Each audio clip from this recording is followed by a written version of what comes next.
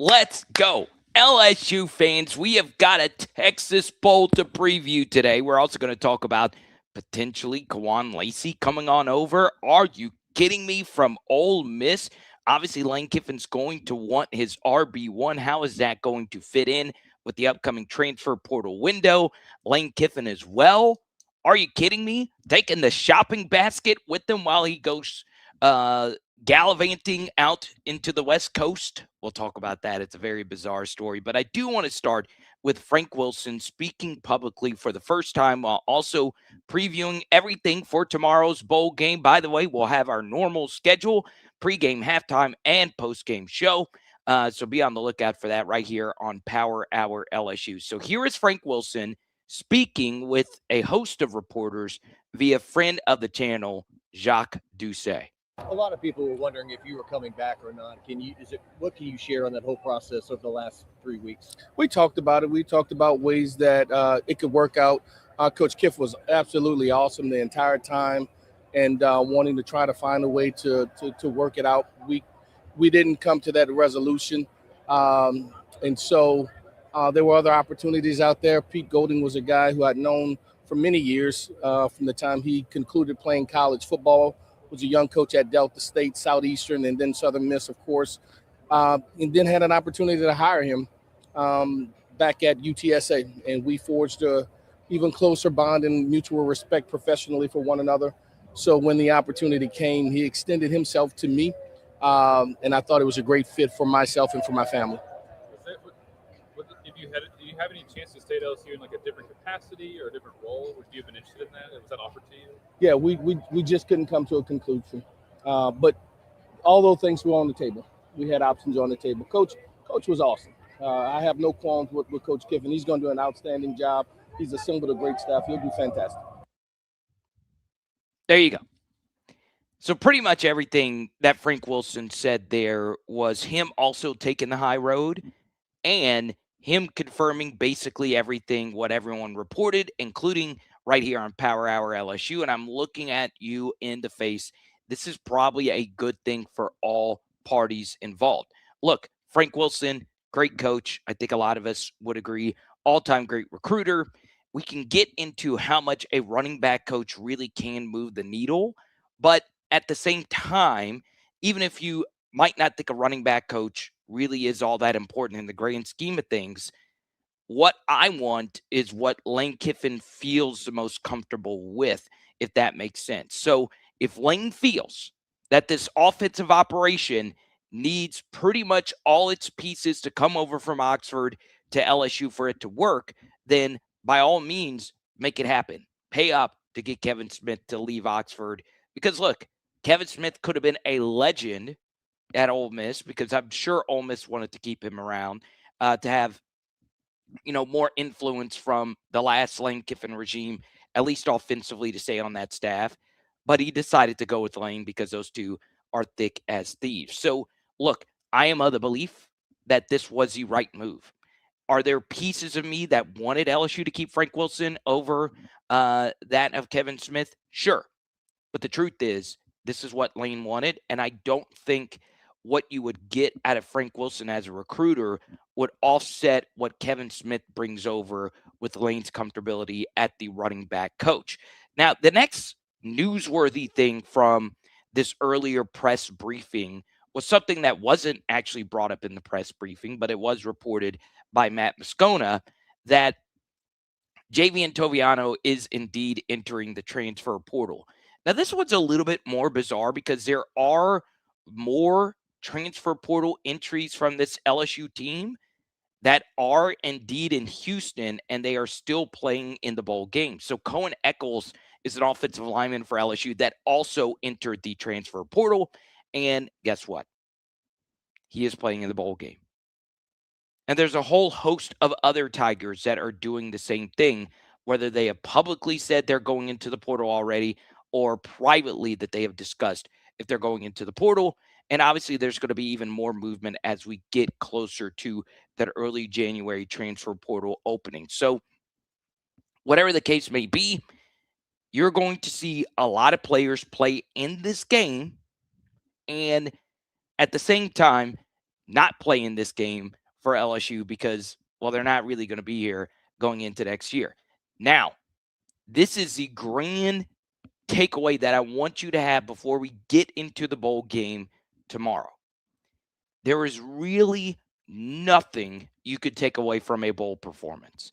Very, very minuscule amounts of things you should seriously take into the equation when it comes to a player struggling or succeeding in tomorrow's bowl game versus Houston. And the reason I say that is because if you look historically at quite a few SEC quarterbacks, they have had their absolute best passing outputs in bowl games. Their best games that they have ever had just happen to be in bowl games. Now, why is that? Well, there's a lot of different theories as to why that could be the case. I tend to think of defense being more of a talent thing, and when you have a bunch of opt-outs on defense, it can hurt you more than it could on offense, which can be schemed up, and it is a little bit more operational, if you will.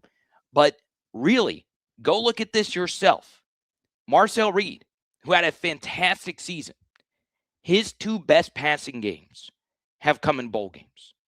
Taylon Green, also a good quarterback for Arkansas this year, last year had his best game in a bowl game. There are so many others you could point to. Their best passing outputs happen in bowl games. Now, why do I say that? When I'm looking at you right square in the jaw, and I hope yours isn't broken, like Mr. Jake Paul's.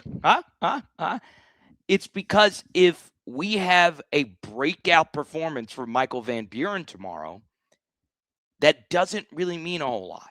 It really, really, really doesn't.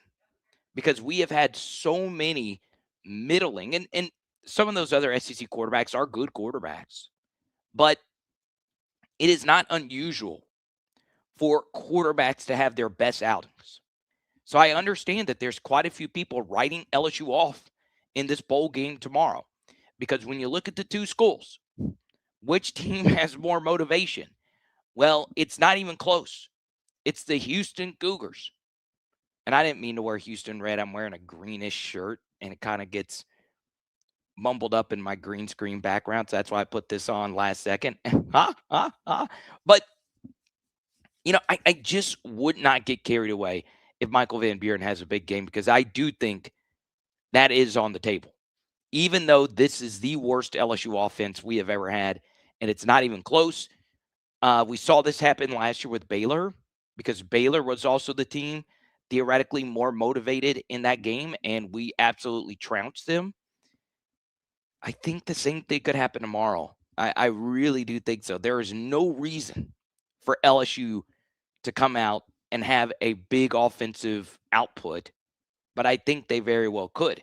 Now, that leads us to the next thing, which is for this game, you look at Houston. They're at home. They're playing at NRG Stadium, which isn't their home field, but they're basically at home. This is huge for them. They're going up against the bigger brand in LSU. They have their head coach.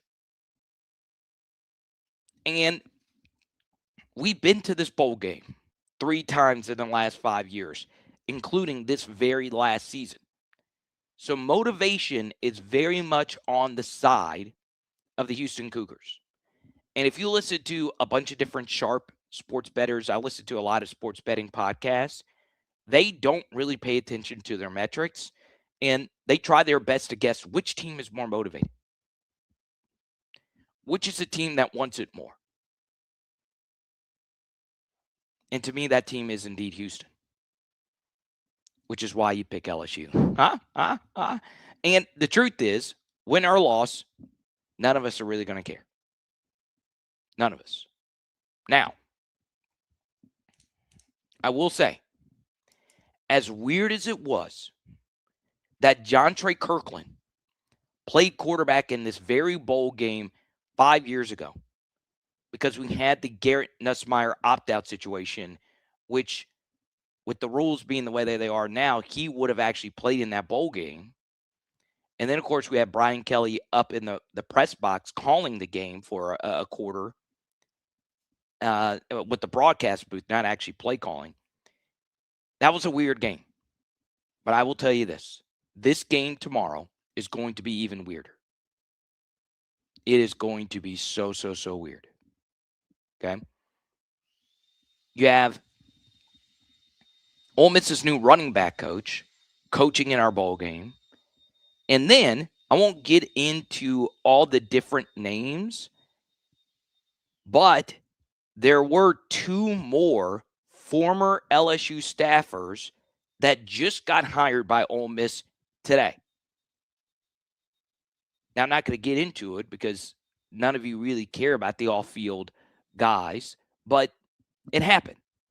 And you get into, man, this is the weirdest trading of coaching staffs I can remember, where so many of guys coming from one school are going to the opposite school and vice versa. It is insane. There's no other way around it. Okay? Now, let's get into as many questions as we possibly can. Monat Murphy, draw up the plays in the huddle. Isaiah Bryant, Christopher, Jared Addison. Ethan says, I hate to say it, but I think LSU might lose. Realistically, Brian says, just how much can LSU address its massive roster holes in the upcoming portal window? Yeah, it's going to be hard, man. It's going to be hard. All right. Now, if I was a smart guy, I would just be talking about the portal, because that's what people want to talk about. They don't give a rip about this game tomorrow. But I do. Okay? Because even though this is the least hyped LSU bowl game ever, we do need to talk about the portal. Okay. Javion Toviano enters the transfer portal. And what a bizarre career. What a weird, bizarre career. I still remember Javion Toviano with the most iconic recruiting video I've ever seen, where through the eyes of him, he recorded the Mason Taylor touchdown catch versus Alabama as a recruit in the stands. And we were fighting between Texas A&M and ourselves to get Javion Toviano, who's from Texas. And we were in a spot where we're trying to find the best position to play him. He was forced into action as an outside corner as a true freshman. We tried him out at nickel. We tried him at safety. He never really did anything as a special teamer. And he was a top 100 recruit who simply did not work. Now, it ended up not mattering because this season we hit the portal hard, and pretty much every defensive back we brought in from the portal outside of Jackson from Florida were really good players. And Jakeem Jackson might still be good. He just couldn't get on the field. We're loaded at corner. And the truth remains the same with Toviano. He's probably just not that good. I mean, that's probably the most likely scenario with him. And it adds to a long list of guys that just did not work out. Now, is it coaching? Is it developing with Toviano or Maurice Hampton or Derek Davis or anyone you want to point to? Jordan Tolles, that were top 100 recruits and just couldn't work out. LaTerrence Welch. And Welch was like slightly outside the top 100, but you get the point. And what I always go back to is there's going to be at some point some positive regression with some of these top 100 recruits, because LSU has really struggled with hitting those guys. Okay? It's tough to survive so many of your best players that you're recruiting out of high school not working out for you. Sage Ryan, whoever you want to point to. And, well, it hurts. It really hurts. And then it gets into how exactly do we want to rebuild this team? And it gets into a very interesting question that LSU is going to want to answer. Is Kawan Lacy going to be worth his asking price? Because on the open market, Kawan Lacy is going to get a huge sum of money. He will get no less than $1 million. And Kawan Lacy, more than likely, after the Georgia game is over, will have set a record for the amount of carries a running back has had in the SEC since 2018. And that is a lot of load. That is a lot of tread off the tires. So what I decided to do was take a look at, and I didn't jot this down, it was just a quick look to see if there was any correlation with SEC running backs that carry a large load. Pause. I shouldn't even have said it like that.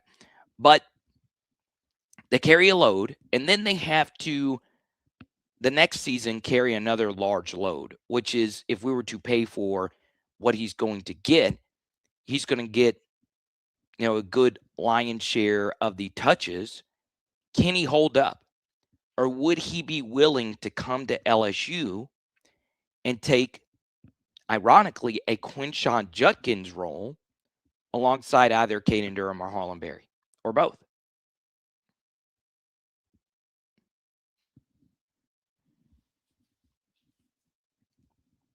For me, it's simple. You cannot overpay for a running back when you have as many holes as LSU has going into next year. Even one as good as Kawan Lacy. When you already have what you have in your backfield with Caden Durham and Harlan Berry, and the potential to get another running back out of the portal. Okay. So, with the load situation, it's more so a thing in the NFL where if you have over 250 carries, the likelihood that you're going to be the same running back or that you're going to get hurt the next season is really high. Okay. Or you're not going to be the same running back or you're going to get hurt. It's pretty high. So Kawan Lacy, if you were to come into LSU, what I've seen is that it doesn't matter as much as far as college carries are concerned. There was a running back I liked a lot at Missouri, and his name was Larry Roundtree. And Lacy just beat Roundtree's record for the most carries in the SEC since 2018 in a single season. So Roundtree had 3 consecutive years of 180 plus carries, which is a lot. All right. And if you were to look at quite a few of the running backs, yeah, there are some running backs that have huge carry shares and then the next year they get hurt. Fournette was an example of that. But I don't think injuries are anything you have to worry about like you have to at the NFL level. Okay. Let's go to TJ with the super.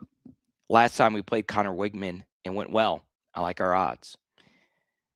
Yeah, unfortunately, the game didn't end after Wigman left. So, yeah, let's talk about Houston's quarterback, Connor Wigman. It's kind of a sore subject for me, TJ, because I was really high on Connor Wigman after he blew us out in 2022. And then we played Texas A&M in 2023. He was hurt. Max Johnson was hurt, so we played their third stringer. And then in 2024, he was awful. And they benched him, and then it was a Marcel Reed show after that. So, what does that mean? Well, Houston this year, when I watched them, they weren't really that good of a team. Now, they've had a solid season. I stayed up late, and the only game I really watched of theirs for a large portion of time was their comeback victory versus Oregon State, who was one of the worst teams in CFB. Houston, of course, they lost their best player to us in the transfer portal. We have friends who have kids on the team over there, and I'm looking forward to see what they're going to do. But I will be honest. I feel like it's a bit of a waste to do any type of deep dive on them until tomorrow when we're actually doing the pregame show, because so much of my time has been just studying what the hell is even in the transfer portal.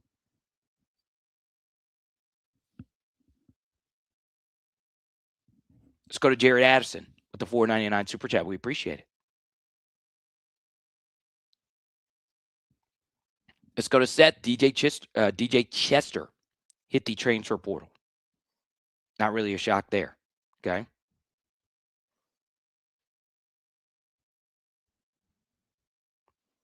Now, a few other things.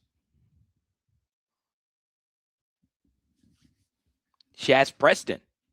Who remembers that name? Top 100 wide receiver. LSU was after him. He went to Alabama, did nothing. And then he transferred to Tulane, and he was a good player. Had over 100 yards versus Ole Miss. Wouldn't be what I would go after, but he's in the portal. I wanted to include that.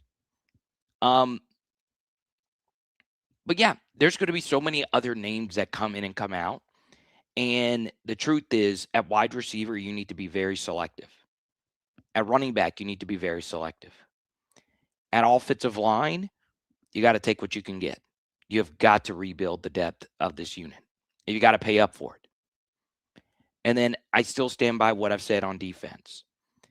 Defensive tackle is always going to be pretty much every team's biggest need in the portal.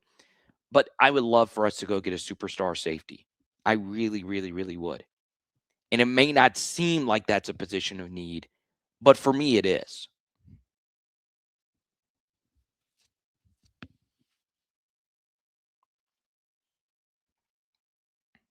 Philip right into Ron Francis game. Let's go to Sibley.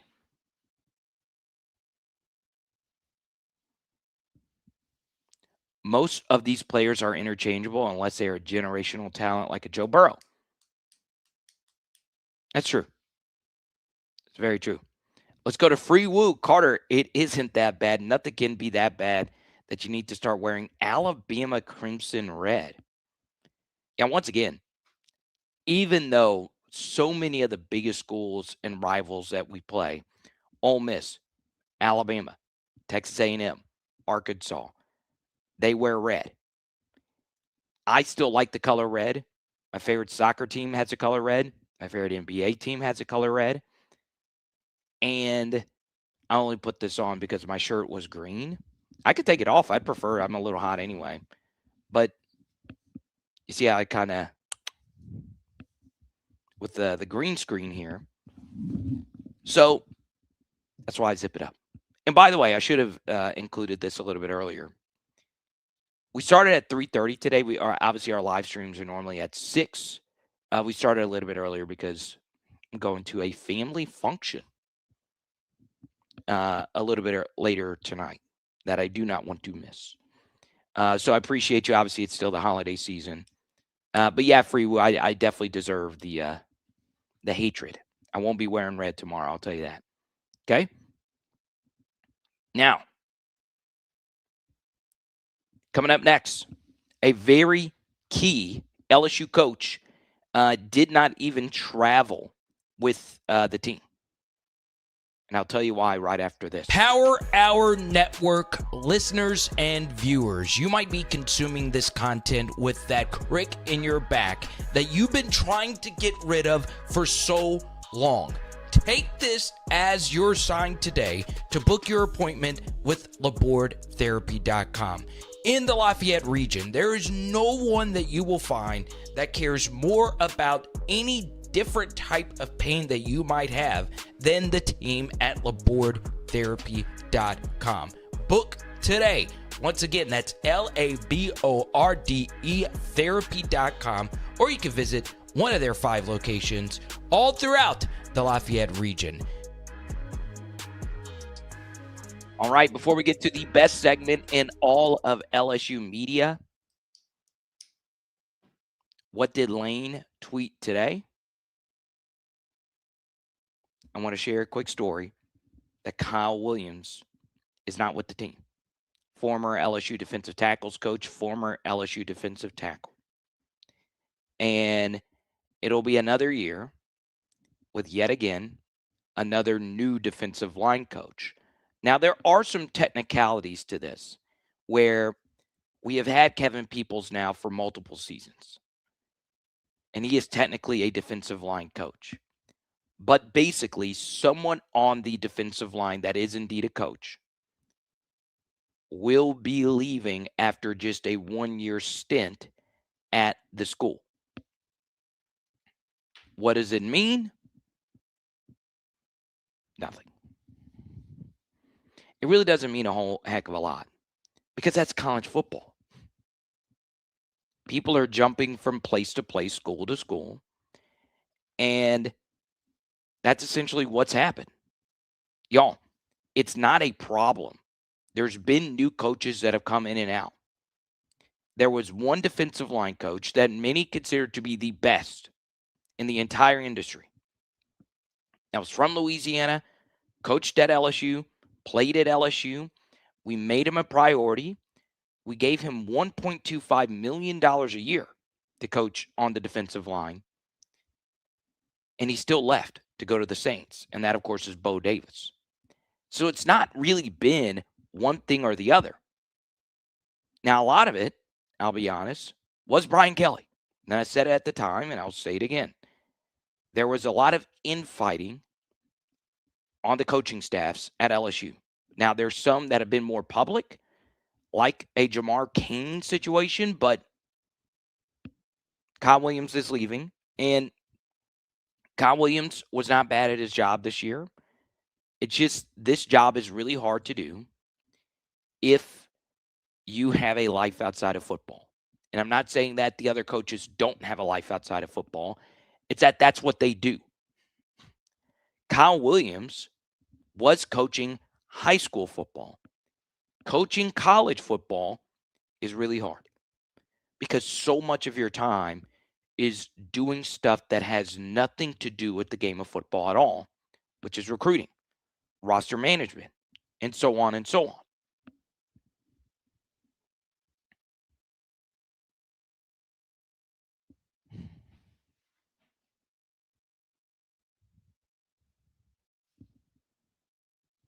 No, I didn't hate on Philip Wright or Teron Francis. We are man-child friendly here on PHL. Now, next thing. We got to get to the world's favorite segment, the best segment in all of LSU sports media. What did Lane Kiffin tweet today? Okay, and the first thing that really stood out to me about Lane Kiffin's timeline is that he showed love to Frank Wilson. Okay. We played this clip to start today's live stream. Frank Wilson talking about the relationship between him and Lane. So we'll keep it moving here. As you can see, Lane Kiffin's really high on Corey Barber. 6th overall Alabama recruit, top 20 wide receiver in the nation. Played in the Mississippi-Alabama All-Star game earlier this year and put up some good numbers in that game. We'll keep it going. Lane Kiffin wears the Legends clothing. I need to get me some of that. Lane Kiffin with the Smokey the Bear hat. Lane Kiffin retweeting Ole Miss is 19-1 at home since 2023, the toughest and most intimidating environment in all of college football. And what is the irony of that? Well, I think Lane is doing a bit of gamesmanship here. Because our first road game next year is in Oxford. And I'm excited about that. So, long story short, last night I was with a particularly quiet but very powerful person in the city of Oxford. Okay. And I won't say who. And I asked him, hey, and this guy knows everyone. If Lane Kiffin were to walk in downtown Oxford, what would the reaction be? And I literally wanted to ask him because, I haven't been down there in a while. He said, Carter, you'll get booed out immediately. And I get that.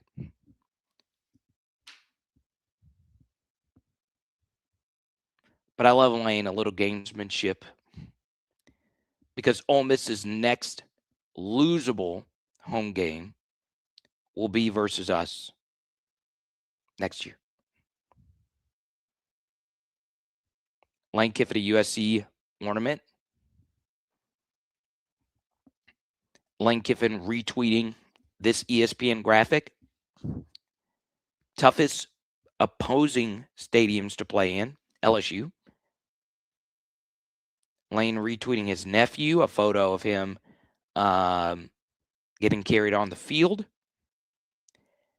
So a lot of people made a big deal about Lane tweeting out a pair of ankles here.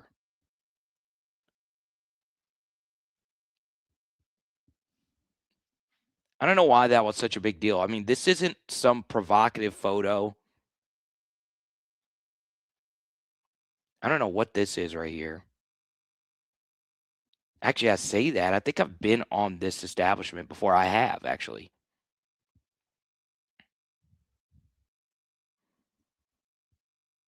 I think that's in LA.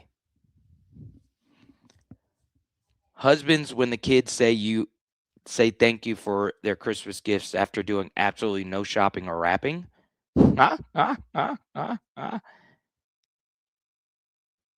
Lane Kiffin saying thank you to Layla. This was hilarious.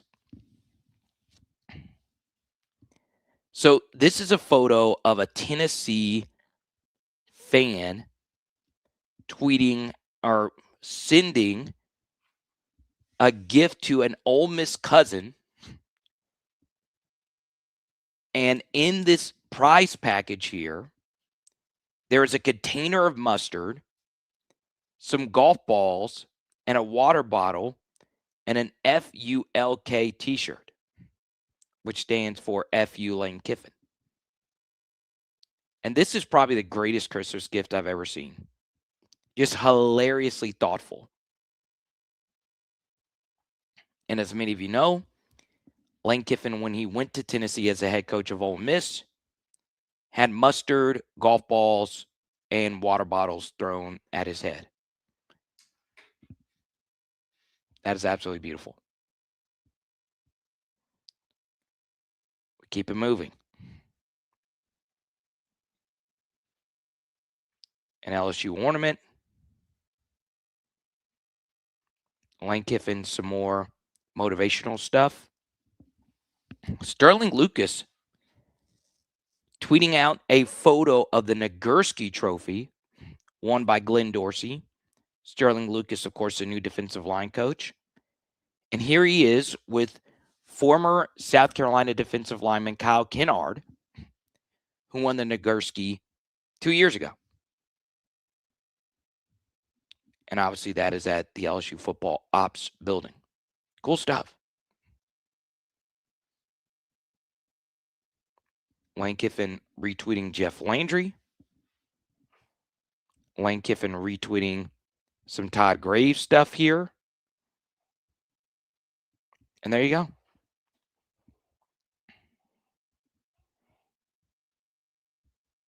This was interesting. Lane Kiffin retweeting SEC numbers guy. Teams with 51-plus wins since 2021, Georgia, Alabama, Ole Miss, just the Blue Bloods. Hilarious. Tiger vibes being retweeted. Lane Kiffin retweeting Tiger Vibe saying we need to go after Eugene Trey Wilson of the Florida Gators. So we talked about Trey Wilson for a little bit in our DJ Lagway film study, and we focused with the Lagway film study on the game between the Gators and Ole Miss. And one thing I will always defend DJ Lagway with is that for a majority of the season, he did not have his best wide receivers because they were hurt. Eugene Wilson has been hurt quite a bit throughout his Florida career. And then, of course, we'll end with this tweet. Lane Kiffin retweeting Trinidad Chambliss is seeking a medical redshirt for a 6th season.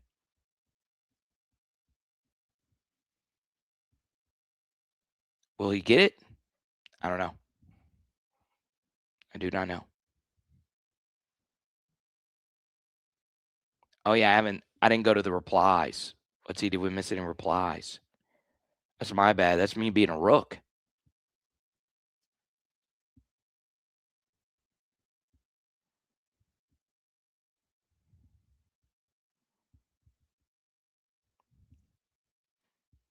Not a whole lot different other than Lane calling out his daughter Landry's spending habits. Okay. And then that gets into where I want to find the best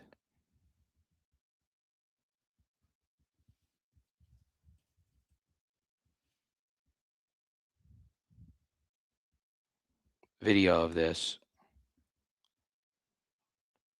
Okay. So, Lane Kiffin is not happy that he has to pay for shopping bags. All right, this is how it is in bigger cities. So I'll play the video and I'll let you come to your own conclusion. Landry, Oh, what? I don't get it. why did you bring that back? How else are you supposed to carry it? You have to pay for bags. They said you have to pay for a bag. You know, it's self-checkout. So then I just... Don't. No, you can't. Mm. Landry, Oh, what? I don't get it. why did you bring that back? How else are you supposed to carry it? You have to pay for bags. They said you have to pay for a bag. You know, it's self-checkout. So then I... Should Lane Kiffin have just paid for the bags? Type Y for yes, type N for no. Should he have paid for his grocery bags?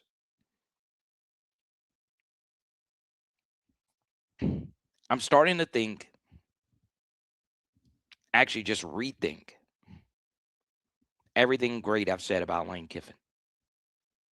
How can we allow this man to do this unspeakable act? How can we allow this? What will that supermarket do without that one plastic basket? I don't know if they're going to be able to survive. Charging people for plastic bags. F that. That's why you need to live in small town America. You better believe in the South, we are not paying for bags. Sorry. That is Northern Yankee nonsense. But Lane should have paid for the bags. He should have paid for the bags. Sorry. I cannot let this go on any longer.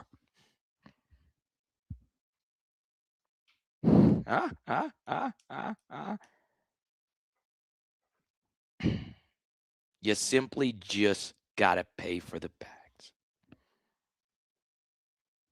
But Stay in the South. You don't have to worry about that. Stay in God's country. We don't need to live in the North. We don't need to go out to the West Coast. We don't need any of that nonsense. Nonsense. Just throw it in the bag. Yeah, I've lived in cities before where they charge you for the bags. And I live in a small town. You could take the whole bags. I mean, you could, there's no bag limit. Let's say, in fact, take all of them. Literally. And I have partaken in that because I need something to put in my small trash bag as a liner. Okay.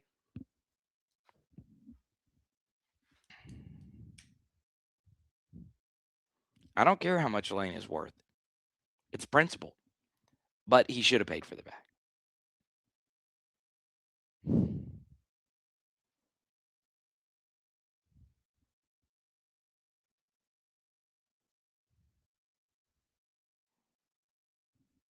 Mm.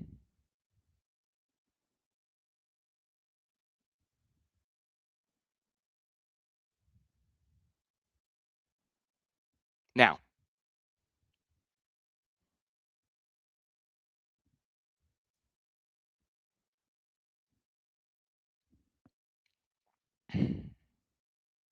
how much are the bags? I think they're like 50 cents per bag. I think that's it. Here's what we're going to do. Next 5 to 10 minutes, we're going to answer as many questions as we possibly can. If you super chat, we'll keep this party moving. Please like and share on Facebook. I'm trying to grow the Facebook thing.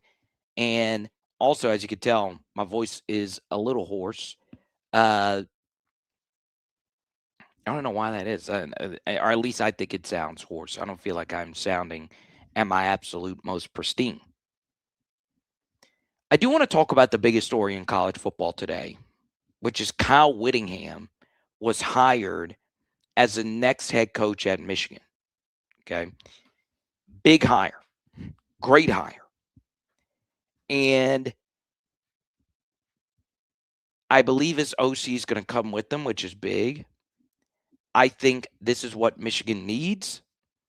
And I think he's going to do well there. I do. Well, he's in his mid-60s. And why did he leave Utah in the first place? Well, based on my understanding, is Utah has had a coach in waiting, a younger guy named Morgan Scalley. And, there's some that were just wanting Morgan to get the job. And Morgan started getting interest from other jobs. And Whittingham left on his own accord. And now he's going to go to Michigan, which is a very winnable job. I will tell you, as someone that was agnostic to Sharon Moore's debauchery, if you will, he sucked. I mean, I really can't describe it any other way, but he was not a good head coach. And I don't think anyone with the brain would argue against that. So anything is really an upgrade over him. And I hate to say that because I wanted him to succeed. But he ended up being one of the horniest individuals in the history of horniness. And that's not me, because I know we do like little sex jokes and all of that. But here's the thing about horniness is it does not discriminate. It is not.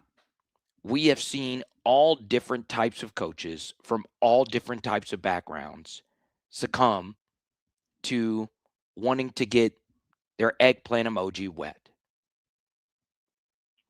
And there is no stopping this. None. Zero, zip, zilch, nada. There's nothing we can do to prevent male horniness. Even the most powerful can't stop it. And notice, I've not cracked a smile. This is not a joking matter. And there is this Twitter account that makes a lot of jokes. and I don't remember the name of it. They make a lot of fun of everyone. And I went through and I looked at Kyle Whittingham's Instagram followers. He's not posted in 10 years. And the only women he follows are his wife and children.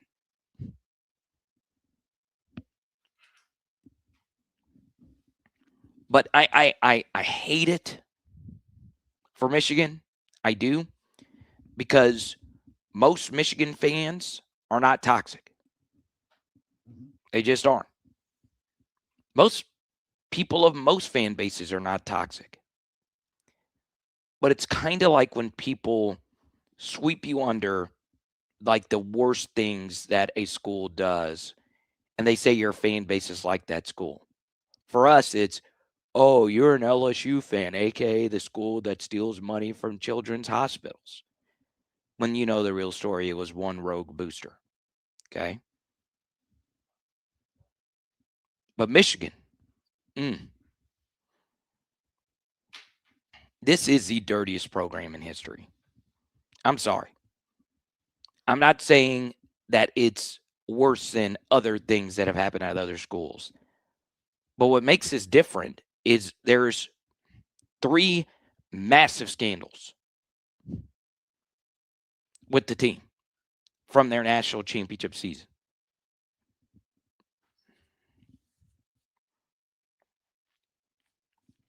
Let's go to Murphy. Can you give us the most up-to-date list of portal losses and if we should care or not? Yeah, sure. Let's do it. So let's start with, I'm not going to get every single one here. But during this stream, and I caught wind of this not too long ago, DJ Chester is the latest name to go into the portal. Okay. It officially got announced. This was, brewing for a while.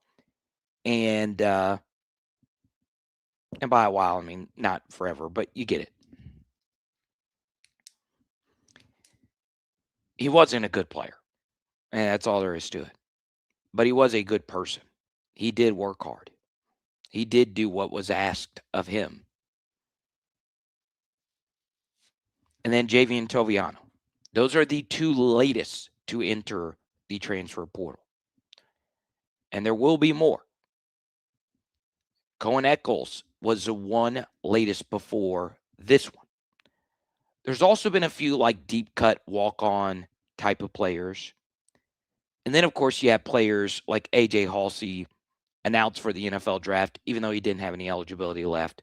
So up to this point, and just to save time, the only one that has entered the portal that really could hurt you is Carius Curry. That's it. That is the only one. And then after that, it's Cohen Eccles. Because both of those guys, while they weren't necessarily exceptional, they were younger.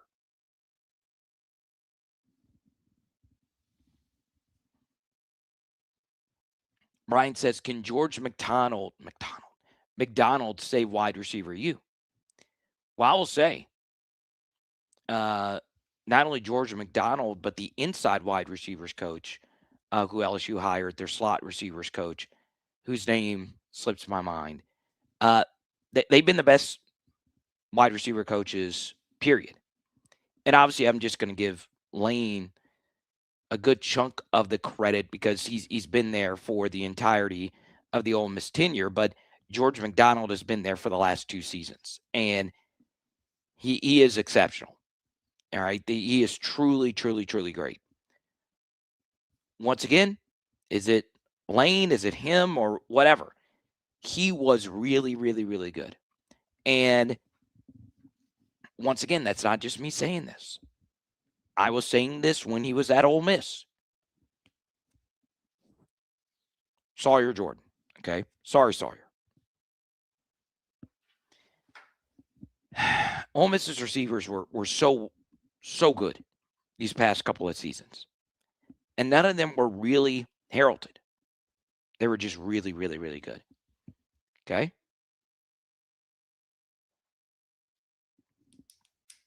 Thank you, Murphy. I appreciate it. I kind of feel like I'm off my game right now. It could just be the 3:30 start, but I would give myself a 6 out of 10 in terms of my quality in the stream. I feel like I'm hoarse, but I don't know. I feel like I'm not giving you the best of me, and you feel that way after a show.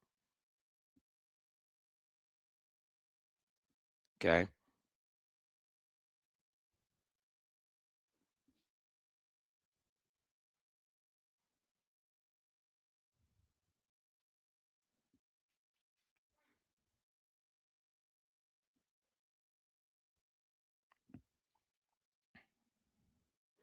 One thing that I felt was interesting watching LSU this year, because I got into it with Blake recently about this on our show on Sunday, and I want to address this now. My thoughts on Blake Baker's defense was very simple. I think just looking at the overall statistics will warp our minds into thinking that this LSU defense was truly elite this past season, and it wasn't. And I think it's okay to just say that. Now, you could say it was very good. And the hard part about really judging this LSU defense is two different things. Number one is it truly had elite players on it.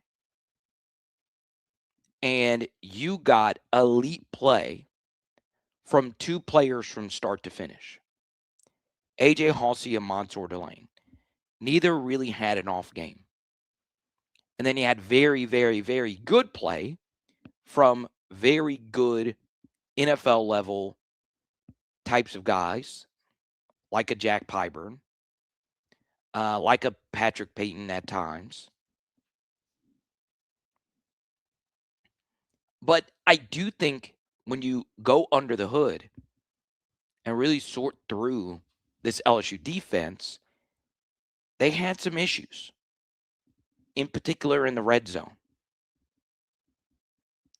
And the harder part in all of that is it's always hard to judge any one player who has to deal with an extreme variable that's out of their control. Now, what do I mean by that? Well, let's use the example of Joe Burrow in the NFL. Joe Burrow is going up against two extreme variables for him to reach the pinnacle of NFL success, which is winning an MVP, winning a Super Bowl. And those two things are bad defenses, which is something he can't control, and then ownership, which is completely out of his control. So it's so hard to overcome that. So when you hear talking heads say, hey, Joe Burrow, he's not going to win the big one. Well, you bring up those extremes while at the same time talking about some things that he himself could do better, which there really isn't a whole lot. He can't really control his health. He's still one of the 5 best quarterbacks in the NFL, in my opinion. And the same thing is true with Blake Baker. I still think Blake Baker is a really good defensive coordinator, but there are extreme variables that are out of his control. Number one, he was with a bad head coach. That is now changed. And then number two, his defense, when he actually had really good players this past year, was playing with a bad offense. So let's take the Ole Miss game, for instance, where Blake Baker wasn't that great in that game, in my opinion. Well, he was dealing with an extreme variable, which was, well, you guys know, we have to play 80 plus plays. 80 plus plays. That is a lot. And our offense couldn't stay on the field. So was it really his fault? No.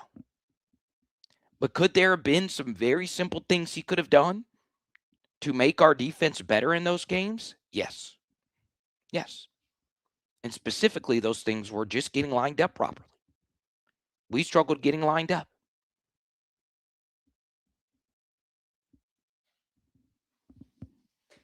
So, and because it is objectively true that the LSU defense was solid last year. But when you start looking at a few kind of transitive property types of things, you do begin to start asking questions. Perfect example of this. Let's take the Texas A&M game. What was Marcel Reed's best game this year? Probably Notre Dame. He was fantastic in that game. But the LSU game was the one that you're like, man, that dude can win the Heisman Trophy. But what happened to Marcel Reed down the stretch? It wasn't that great. It really was not that great.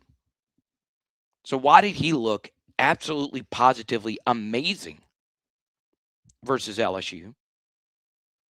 And when he played Miami, he looked like the worst quarterback in the SEC. What changed? So you do have those questions that you have to answer. And I've taken some heat for this. I've taken some heat. And once again, I wanted Blake Baker back. I've been a big Blake Baker guy. But I'm telling you what the film tells me, and I'm telling you what the stats tell me. You got to be careful with big round statistics. True, LSU was top 30 in total defense. But what if we power forward just those numbers? It gets worse.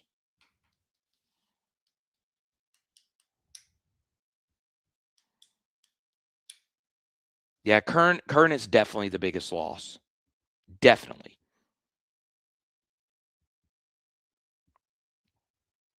But I'm just telling you now, it is so hard to rebuild an offensive line through the portal. It is so hard.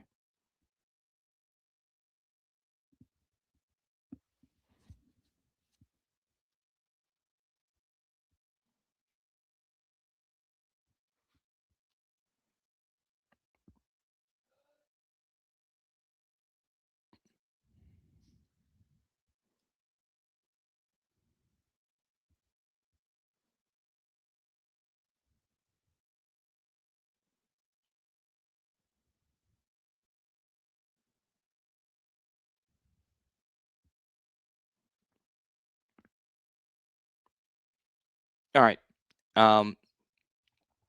You guys know I go on random rants at the end of shows.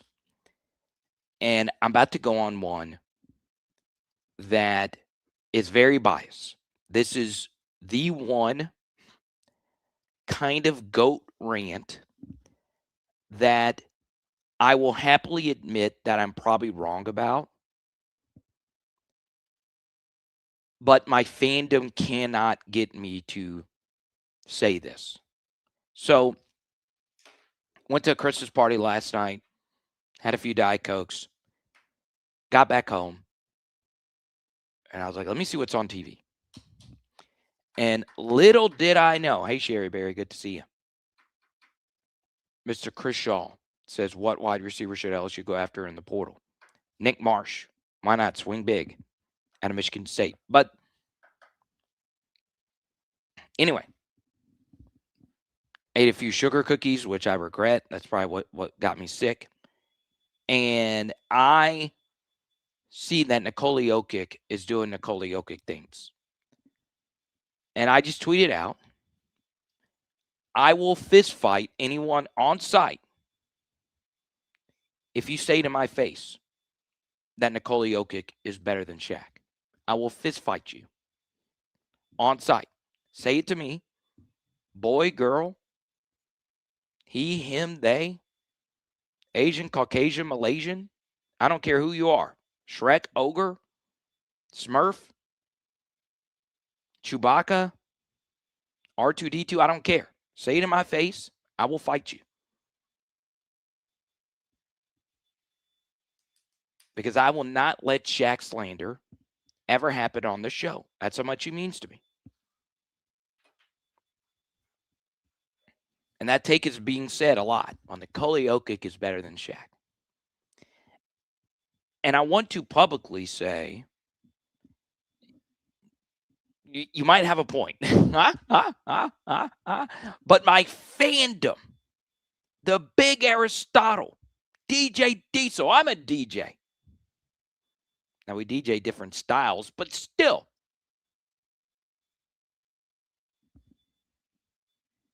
Shaq is the best center of my lifetime. And I will go to the grave saying that I will never see a better center than Shaquille O'Neal. Wemby's not a center. Jokic, though. Jesus, dude. I'm so sick of it, though. I'm so sick of it. Like, we can't just celebrate Nikola Jokic being great. It's always, well, I'm moving him ahead of Shaq now. Just enjoy him. Just enjoy him. But it's a fist fight on site.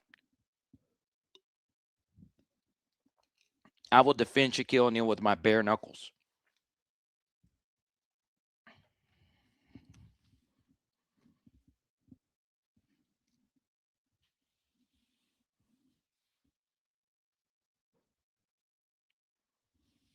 Shaq is a top 5 center in NBA history.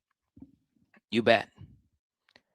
But I do think the NBA stuff is like very era dependent. Like someone said something about Magic Johnson didn't take a whole lot of threes back then, and the game would be so different. As if you don't think if the game was changing that Magic, who is like the most skilled player we may have ever seen, wouldn't have developed a 3-point shot. It's stupid.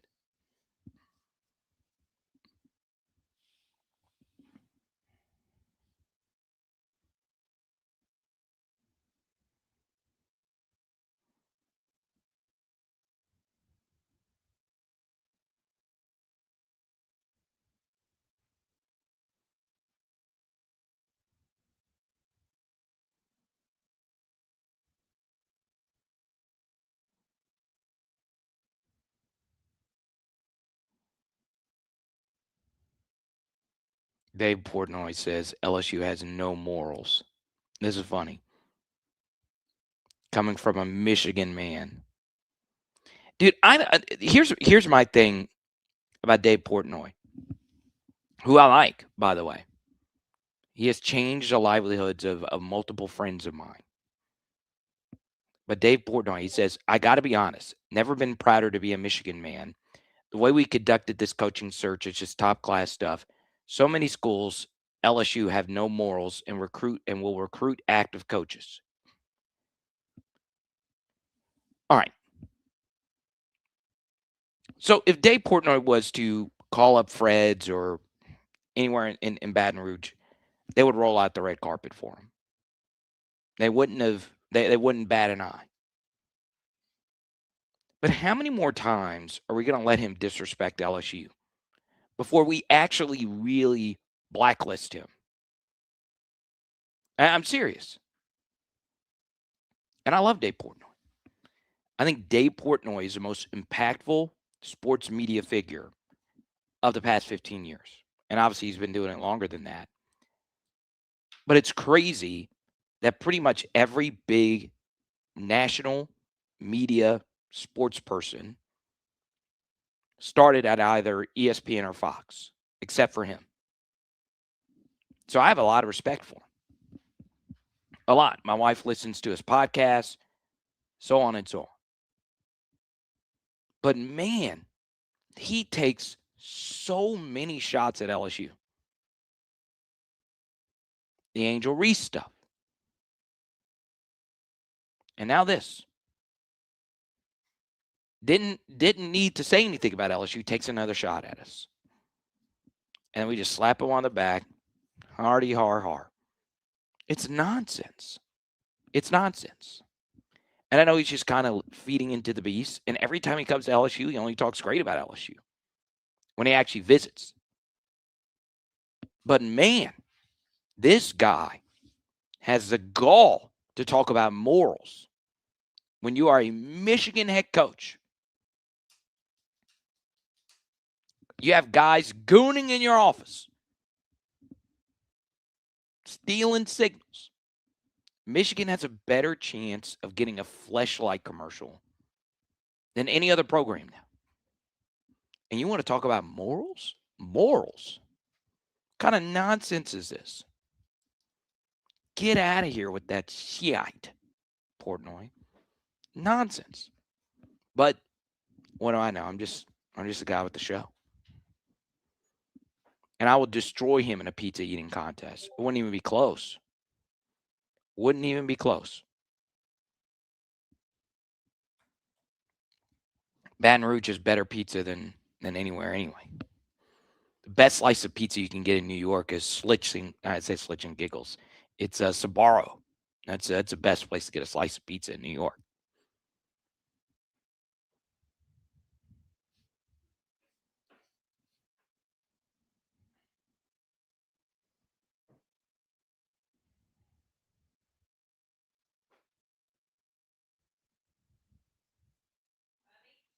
Are we ready to go?